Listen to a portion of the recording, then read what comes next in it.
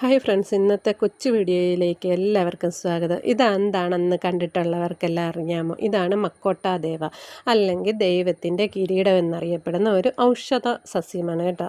ഔഷധ പ്രാധാന്യമുള്ള ഒരു പഴമാണ് കേട്ടോ. ഇന്തോനേഷ്യയിലും മലേഷ്യയിലുമാണ് ഇതിൻ്റെ സ്വദേശം. പച്ച നിറത്തിൽ തുടങ്ങിയിട്ട് ഇത് നല്ല ചുവന്ന നിറത്തിൽ പഴുക്കും കേട്ടോ. അപ്പോൾ ഇതിൻ്റെ അത് വേണ്ട കണ്ടോ, നല്ല അടിപൊളി ചുമന്ന് തുടുത്തിയ ഒരു പഴമായിട്ട് ഇത് വരും കേട്ടോ. ഇത് നമുക്ക് നേരിട്ട് കഴിക്കാൻ പറ്റത്തില്ല കേട്ടോ. ഇതിൻ്റെ വിത്തുകളിലും വിഷാംശമുണ്ട്.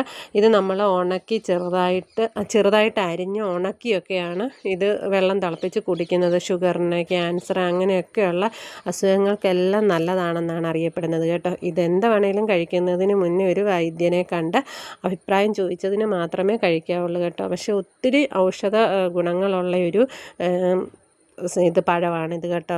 പിന്നെ ഇത് ഓരോരുത്തർ തണലിന് വേണ്ടിയിട്ടും ഒക്കെ വളർത്താറുണ്ട് കേട്ടോ. മരത്തിൻ്റെ പുറം തൊലി, ഇലകൾ, പഴം എന്നിവ പരമ്പരാഗത വൈദ്യത്തിന് ഉപയോഗിക്കാറുണ്ട്. പ്രമേഹം, ഉയർന്ന രക്തസമ്മർദ്ദം നിയന്ത്രിക്കാൻ ഇത് സഹായിക്കും. ശരീരത്തിലെ വിഷാംശങ്ങൾ നീക്കം ചെയ്യാൻ ഇത് ഉത്തമമാണ്. ക്യാൻസർ, ഹൃദയരോഗങ്ങൾ എന്നിവയിൽ പ്രതിരോധ ശേഷി നൽകുമെന്നും വിശ്വസിക്കപ്പെടുന്നു. ഇതിൻ്റെ പഴം ഉണക്കി തിളപ്പിച്ച് ഔഷധ ചായയായിട്ടൊക്കെയാണ് ഇത് ഉപയോഗിക്കാറുള്ളത് കേട്ടോ.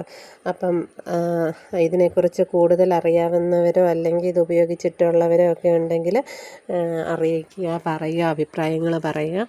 അപ്പം നമ്മുടെ ഇന്നത്തെ ഒരു കൊച്ചു വീഡിയോ ഇത്രയേ ഉള്ളൂ. എല്ലാവരോടും ബൈ.